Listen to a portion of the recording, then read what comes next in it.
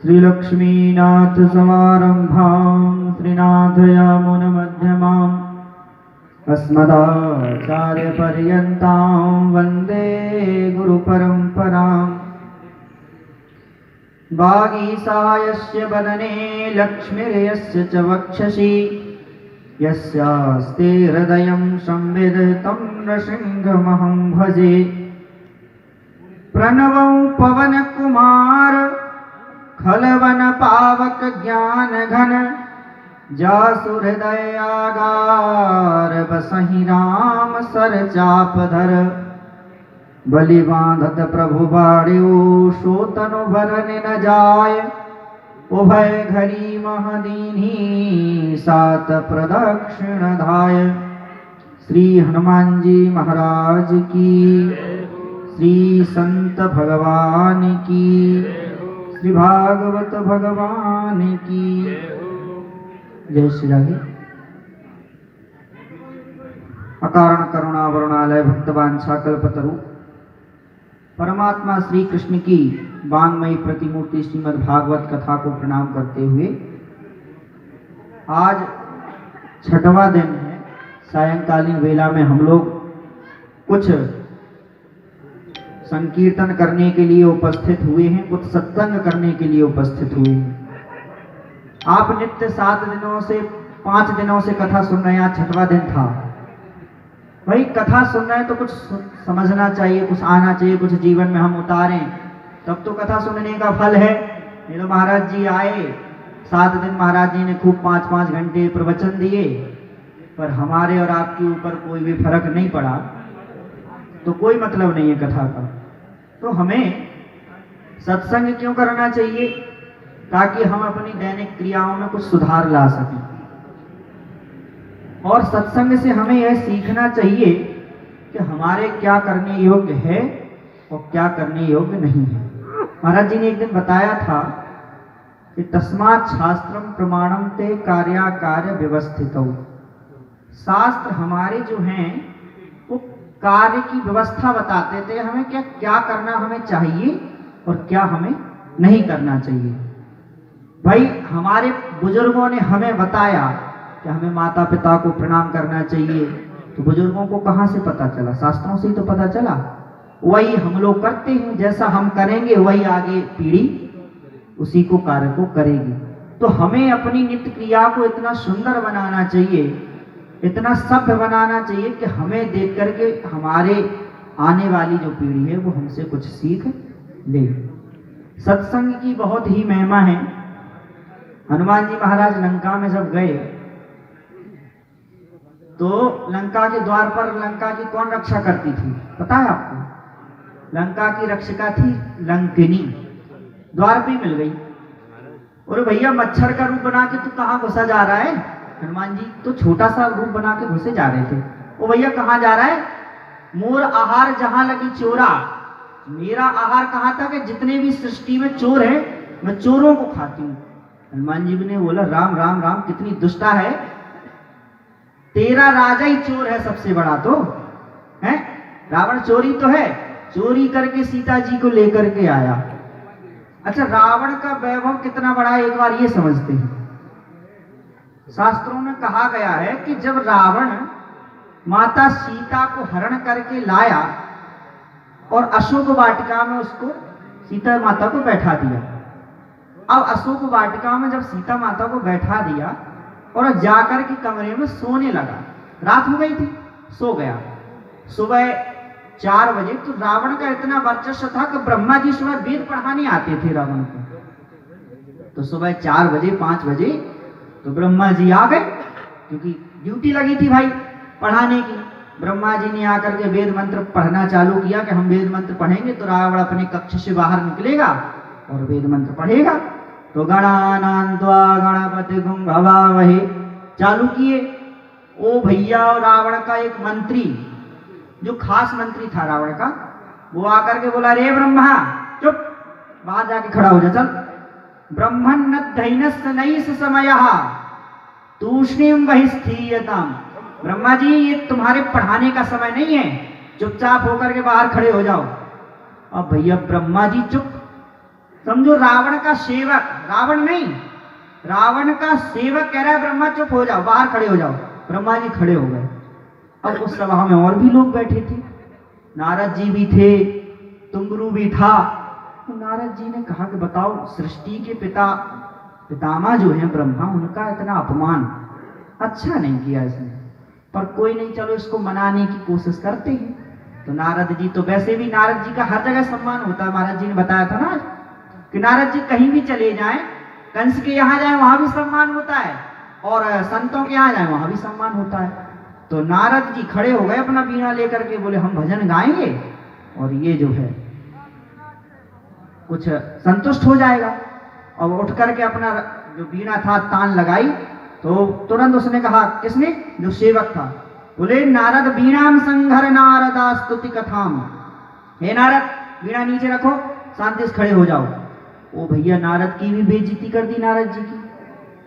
तो एक तुंबरू नामक गंधर्व है, बहुत सुंदर आलाप लेता है।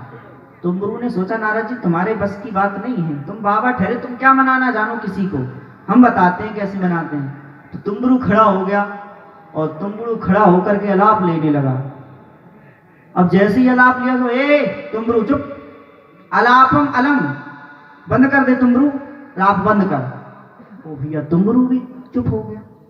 अब उस सभा में बृहस्पति जी भी बैठे थे। बृहस्पति जी कौन है? देवताओं के गुरु हैं बृहस्पति। तो बृहस्पति जी भी बैठे थे उस सभा में। तो बृहस्पति जी ने सोचा कि चलो भैया, इस किसी को नहीं मान रहा, शायद हम देव गुरु हैं तो शायद हमारी बात सुने। तो बृहस्पति जी खड़े होकर के कुछ प्रवचन देने लगे कि नहीं, तुम्हें ऐसा नहीं करना चाहिए, गलत है, इस सृष्टि पिता माँ ब्रह्मा जी को तुमने अपमान किया। ओ भैया, वो तो बृहस्पति जी से भी बोलने लगा, ए बृहस्पति चुप, ये तेरे इंद्र की सभा नहीं है जो तू यहाँ बोल रहा है, ये रावण की सभा है, तुझे चुप बैठना है। अब भैया, सबको उसने इतना अपमान किया तो सब लोग सोचे आज इसको हो क्या गया है। रावण भगवान का, रावण का तो पता ही नहीं है कि कहाँ है, और उसका सेवक देखो फालतू में सबको लत्याए पड़ा है, समझ ही नहीं रहा है। तो सब लोगों ने हाथ जोड़े, किसके? जो रावण का सेवक था उसके सब लोग हाथ जोड़ करके सामने आए, बोले बताओ तो भगवान, काय गुस्सा आ रहे हो इतना, हमारा तो काम है, हम वही तो करने आए थे ब्रह्मा जी, हम तो पढ़ाने आए थे, तुम क्यों गुस्सा आ रहे हो? बोले गुस्सा नहीं रहे, आज रावण जो है ना वो आज बीमार है। बोले क्यों, क्या हो गया रावण? बोलो सीता रल्लक भल्ल भग्न हृदया स्वस्थो न लंकेश्वरा।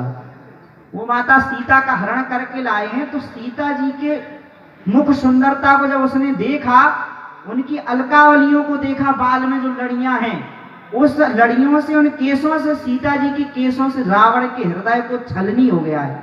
इतनी सुंदरता, सीता जी इतनी सुंदर है तो सीता जी को देख करके रावण का हृदय जो है ना वो छलनी हो गया। तो स्वस्थो ना लंकेश्वरा, लंकेश्वर आज स्वस्थ नहीं है, इसलिए तुम लोग चुप रहो, नहीं तो अगर वो महाराज क्रोधित हो गए तो पता नहीं क्या नहीं करेंगे।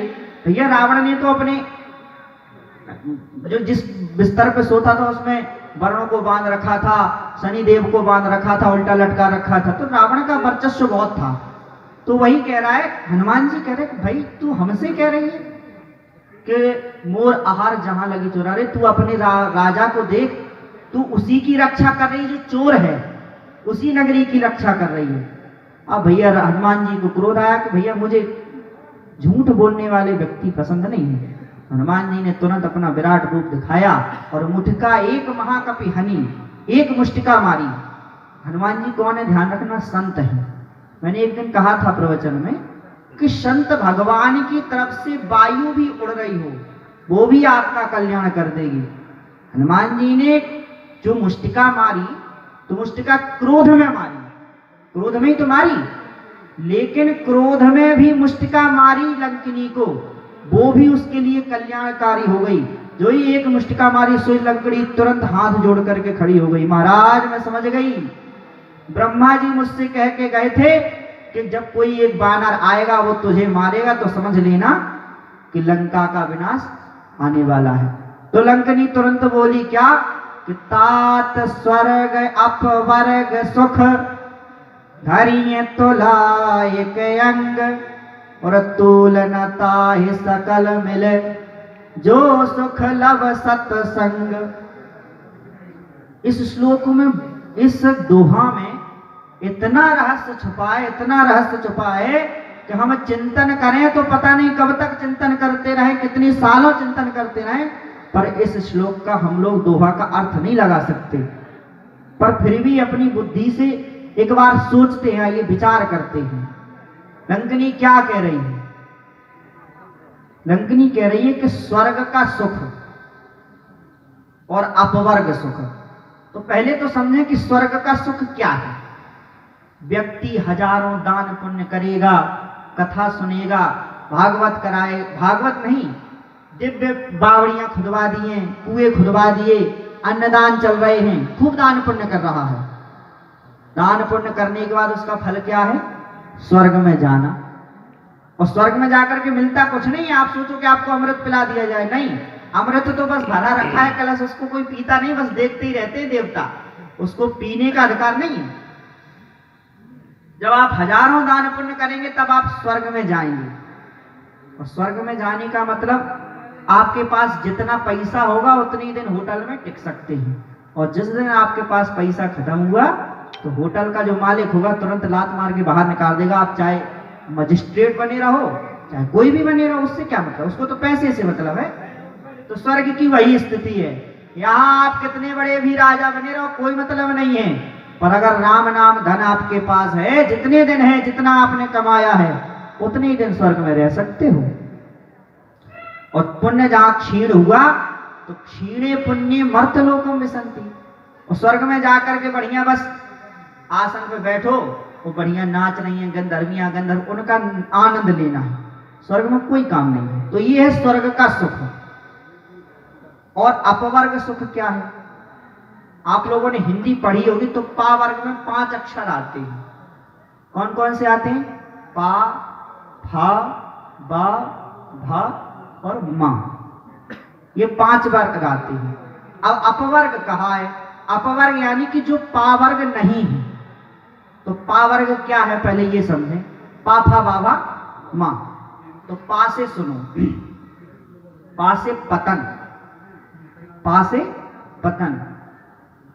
जिस व्यक्ति के जीवन में कभी भी कोई कलंक नहीं लगा, कभी उसका पतन नहीं हुआ। पतन क्या कहते हैं? ऊपर से कोई चीज गिराई जाए, नीचे को गिरे तो उसको कहते हैं पतन, मतलब गिर गई।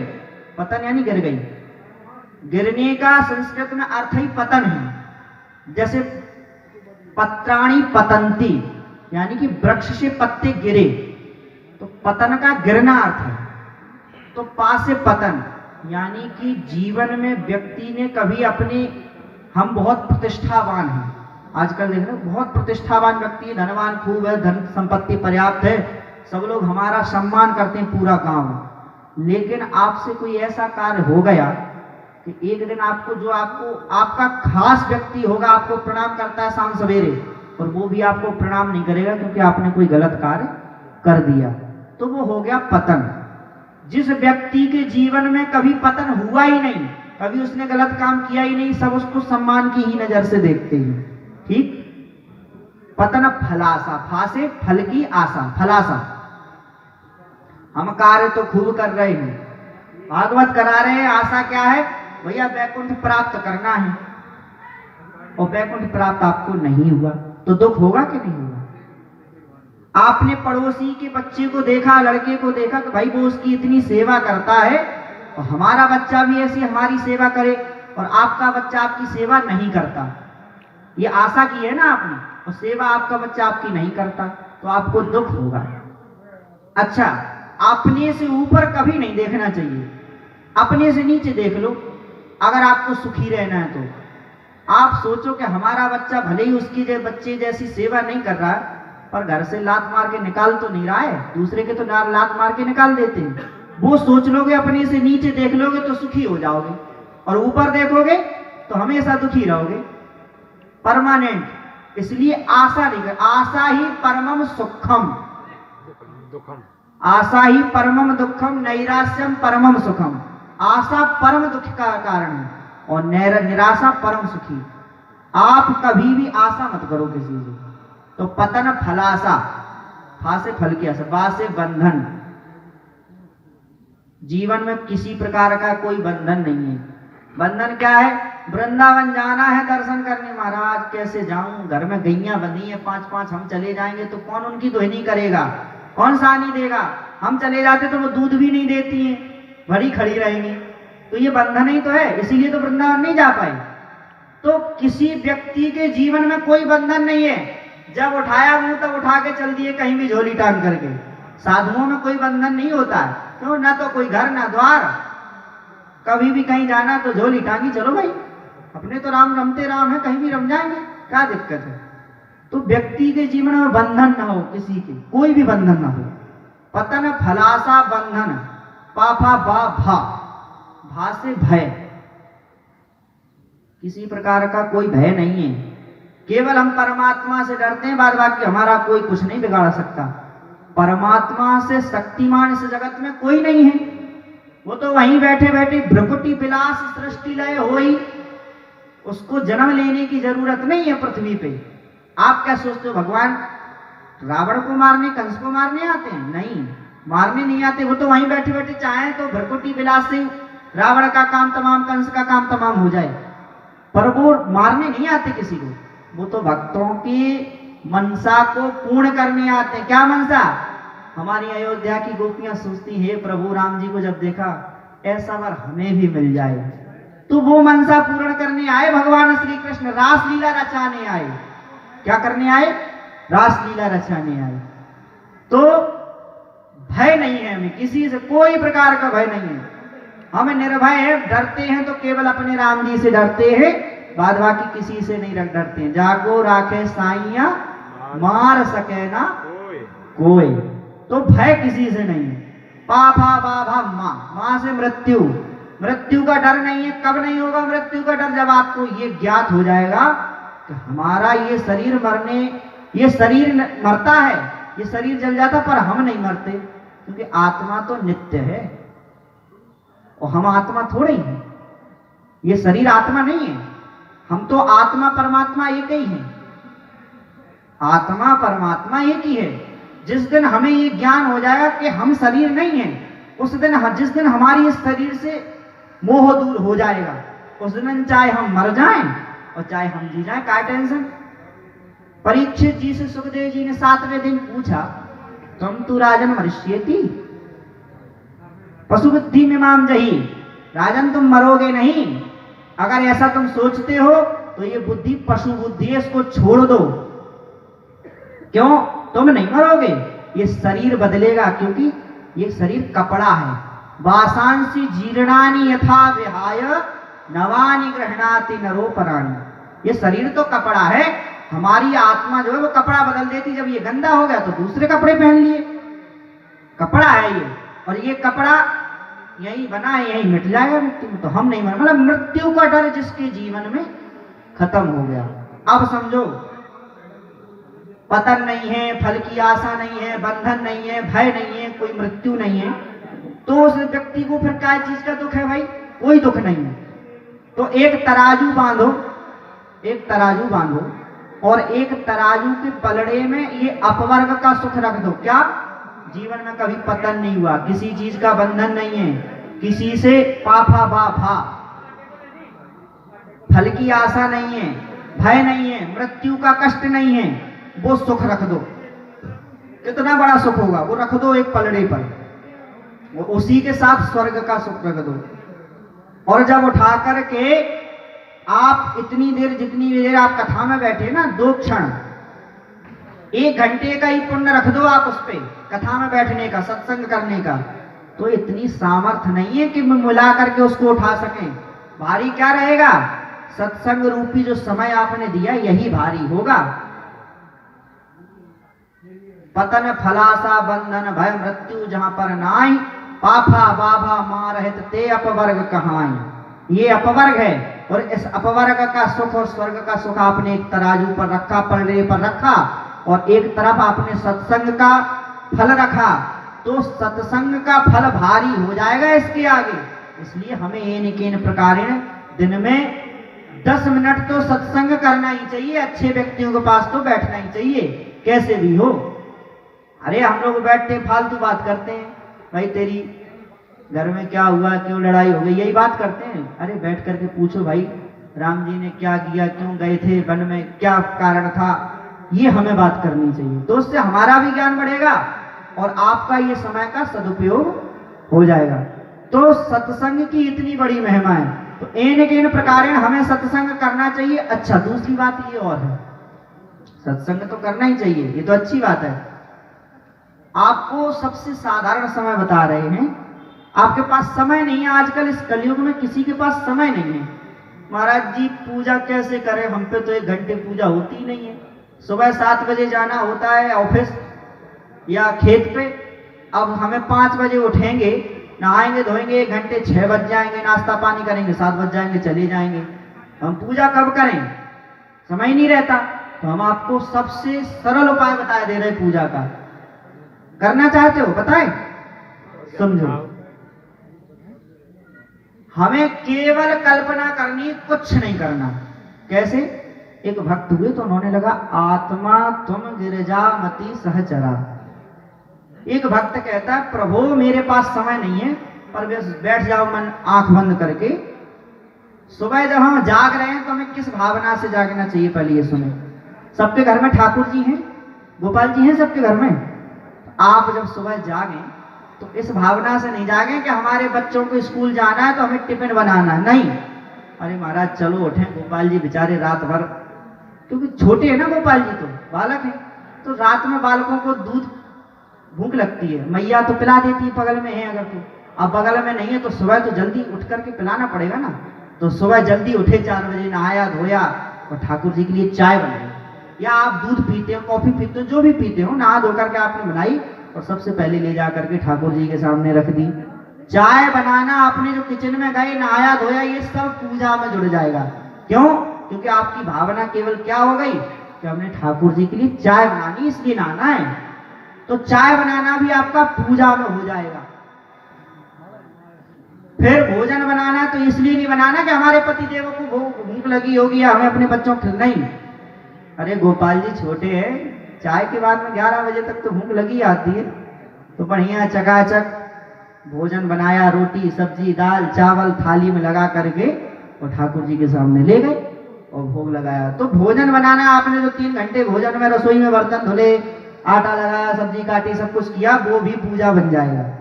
तो हमें करना क्या है? ठाकुर जो गोसाई बाबा एक बात कहते हैं, आप लोग तो रामायण पढ़े होंगे, कर से कर्म करई विधि नाना और मन राखूं जहां कृपा निधाना।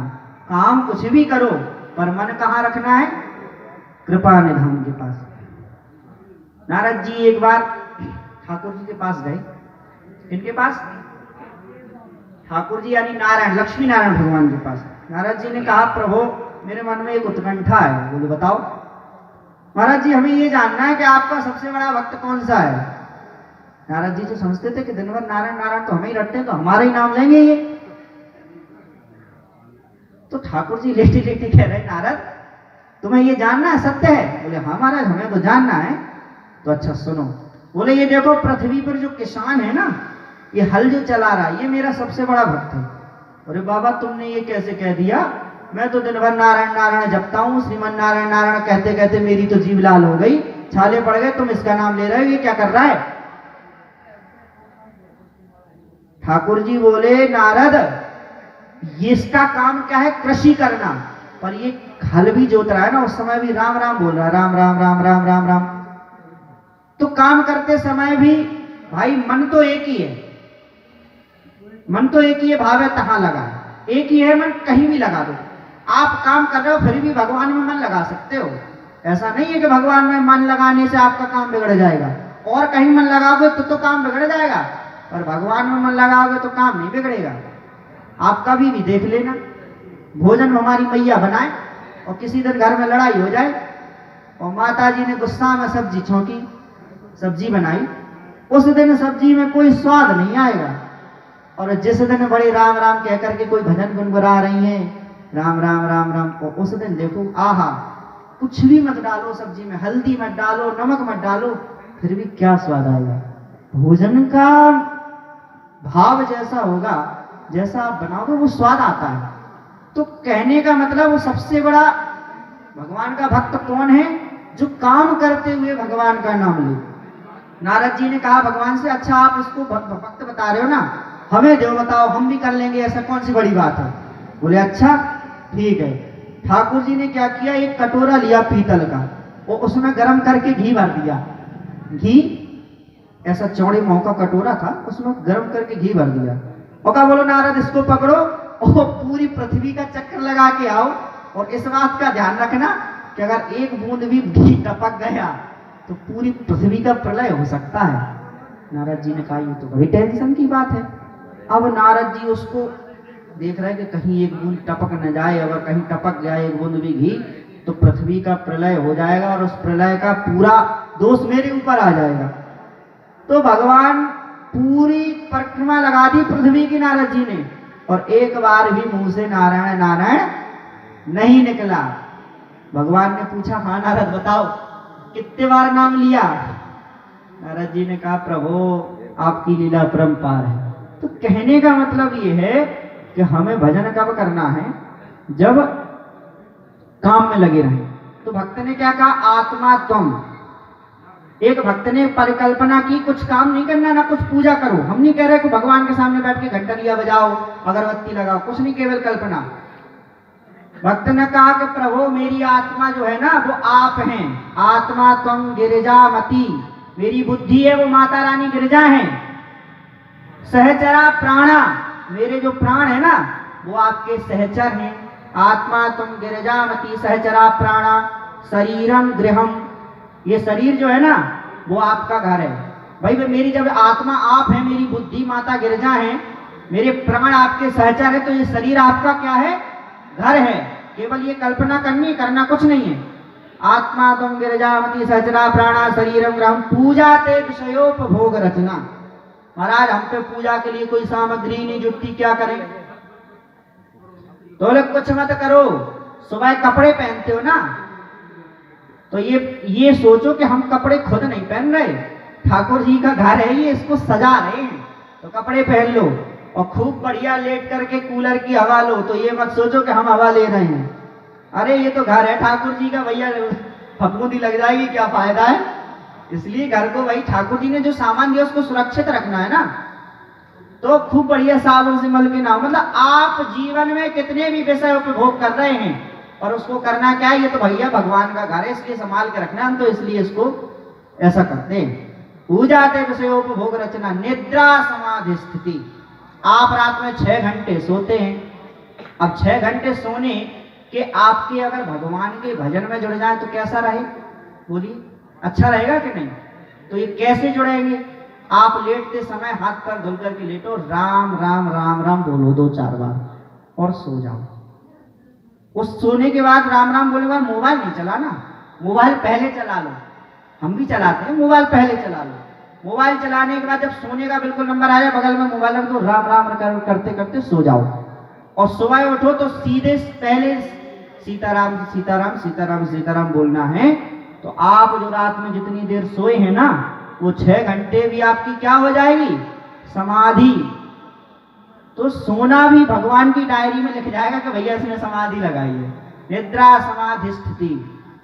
अब एक मैया बूढ़ी सी बोली, भैया मुंह पे तो वृंदावन गोवर्धन की परिक्रमा ना लगे, कहा करूं मैं। तो भैया गोवर्धन जावे की जरूरत ना है। महाराज जी ने बताया था दूसरे दिन कि भगवान की ये पृथ्वी पूरा भगवान का घर है। जितनी भी नदियां बह रही हैं ना ये भगवान की मांसपेशियां हैं। पेड़ जितने भी हैं ना वृक्ष, ये भगवान की रोमावली है, रुएं। तो हमें कल्पना करनी है, हम घर से बाहर निकल रहे हैं ना तो ये मत सोचो कि हम बाजार सब्जी लेने जा रहे हैं। सोचना क्या है, बोले भगवान का है ना ये पृथ्वी, तो भगवान ही है। तो हम पृथ्वी पे जितने भी चल रहे हैं भगवान ये तो आपकी परिक्रमा ही लगा रहे और कुछ नहीं लगा रहे, क्योंकि कण कण में है झांकी भगवान की, किसी सूझ वाली आंख ने पहचान ली। भगवान की झांकी तो कण कण में है। तो बाजार आप जाएं तो ये मत सोचो सब्जी लेने जा रहे हैं, अरे हम तो परिक्रमा लगाने जा रहे हैं महाराज। तो बाजार जाना सब्जी लेकर के आना ये भी आपकी परिक्रमा जुड़ जाएगी। संचार पदयो प्रदक्षिण विधि स्तोत्राणि सर्वा गिरा। महाराज मुझे संस्कृत नहीं आती, मैंने वेद नहीं पढ़े पंडित जी लोगों जैसे, पर हम आपकी स्तुति करना चाहते हैं, मंत्र बोलना चाहते हैं। तो भगवान ने कहा कोई बात नहीं, अक्षर कितने हैं? 54-52 ऐसी कछु में, हम तो पढ़े ना है ज्यादा, 49 हैं। अक्षर तो 49 ही है, और अक्षरों को क्या गया है? अक्षर ब्रह्म, अक्षर तो ब्रह्म ही होते हैं। तो वही 49 अक्षरों से पूरी डिक्शनरी भरी हुई है। उसी से राम बनता है, उसी से राधा बनता है, उसी से सब्जी बनता है, उसी से प्याज बनता है, उन्हीं अक्षरों से।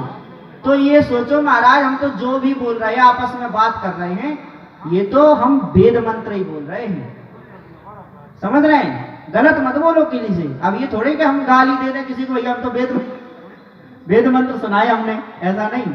अच्छा बोलो, पर उसको ये समझो कि हम तो वेद मंत्र बोल रहे हैं। मतलब स्तोत्राणि सर्वाग्रे, हम जो भी बोल रहे हैं वो सारे आपके स्तोत्र बोल रहे हैं प्रभु जी। यद यद कर्म करोमि तत्तदखिलम शंभो तवाराधना, मैं जो भी कर्म करता हूं प्रभु सब आपको अर्पण है। गीता जी में भी कहा गया, यद करोसी यदस्नासी यज्जोसी यदासी यत तपस्यसि कौन्तेय तत्कुरुष्व मदर्पणम।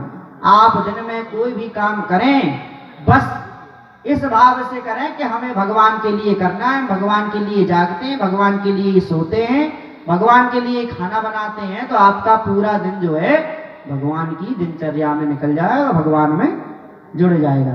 तो बताओ, अगर ऐसा भजन हो जाए तो कैसा रहे? अच्छा रहे कि ना रहे? तो कौन कौन करेगा आज से ये बताओ? आप लोग करेंगे? हाथ उठाओ, कौन कौन करेगा? सुबह आप लोग भोजन बनाएं तो इस हिसाब से बना के हमें ठाकुर जी को भोग लगाना है, ठीक है भैया? तो ऐसा ही करना है आपको। और इस बात का ध्यान रखना, कभी भी किसी संत का, किसी साधु का, किसी भक्त का उपहास नहीं उड़ाना है। आप कुछ पूजा करो या मत करो, कोई बात नहीं, पर किसी भी साधु संत का, किसी भक्त का उपहास नहीं उड़ाना। भगवान कहते तू कुछ मत कर, हमें मत जरूरत नहीं है, पर हमारे भैया साधु संतों से, हमारे भक्तों से दूर रहना। भगवान का जो अपराध करता है भगवान उसको माफ कर देते हैं, पर भगवान के भक्त का जो अपराध करेगा उसको माफ नहीं करेंगे। चाहे भले ही लक्ष्मी जी बनी रहे, चाहे स्वयं सीता जी बनी रहे, भगवान माफ नहीं करते। सीता जी ने एक अपराध किया था। कब? कंचन मृग को मारने के लिए जब भगवान गए पीछे पीछे, कथा तो पता ही है आपको। तो जब वो मरा मारीच, तो उसने क्या बोला? क्या बोला था उसने? हा लक्ष्मण पुकारा था। सीता जी ने सुना इस बात को, वाल्मीकि रामायण में आती है कथा। सीता जी ने उस बात को सुना, तुरंत राम जी से आकर के कहा, वो लक्ष्मण से कहा, लक्ष्मण जाओ, तुम्हारे भैया तुम्हें वन में बुला रहे हैं, वो किसी संकट में है, तुम जाओ उनकी सहायता करो। लक्ष्मण जी बोले, माता आप टेंशन मत लो, ये जरूर किसी निशाचरों की माया है, भैया ने मुझे आदेश दिया है, मैं यहाँ से छोड़ करके आपको नहीं जाऊंगा।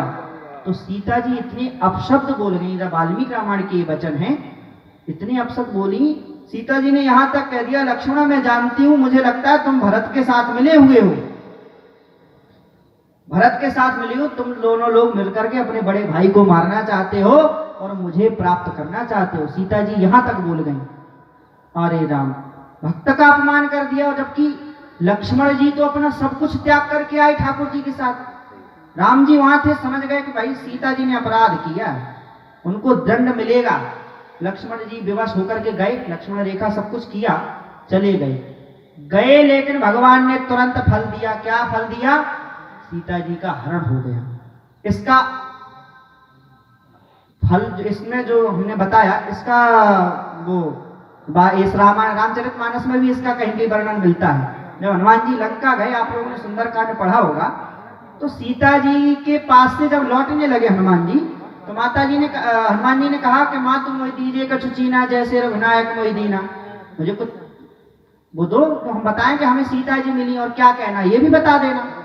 तो सीता जी ने वहां क्या बात कही? अनुज समेत गयो प्रभु चरणा। क्या कहा? अनुज समेत, भाई लक्ष्मण जी के समेत प्रभु के चरण क्यों गए ना? सीता जी के पैर छूने योग्य हैं लक्ष्मण जी? नहीं है। पर सीता जी समझ गई कि भगवान ने हमारा परित्याग क्यों किया?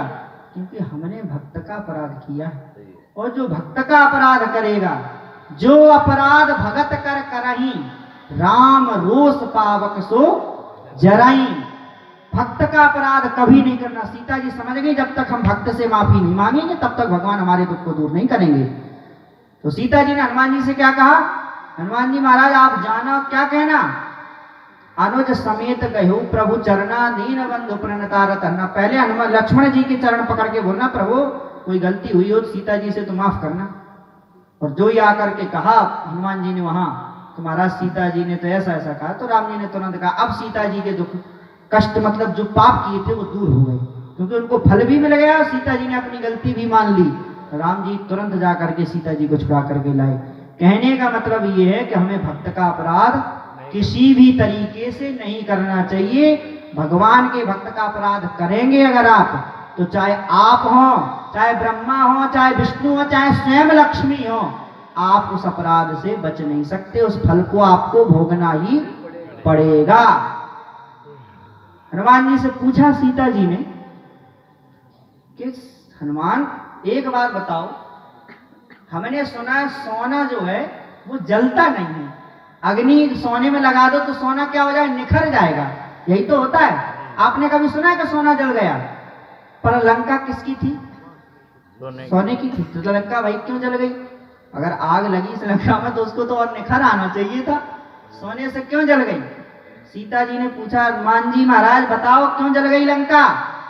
हनुमान जी ने कहा माता जी मैंने कछु ना करो भैया, पूछे जलाकर जली भी नहीं, हनुमंत विचित्र है पूछ तुम्हारी।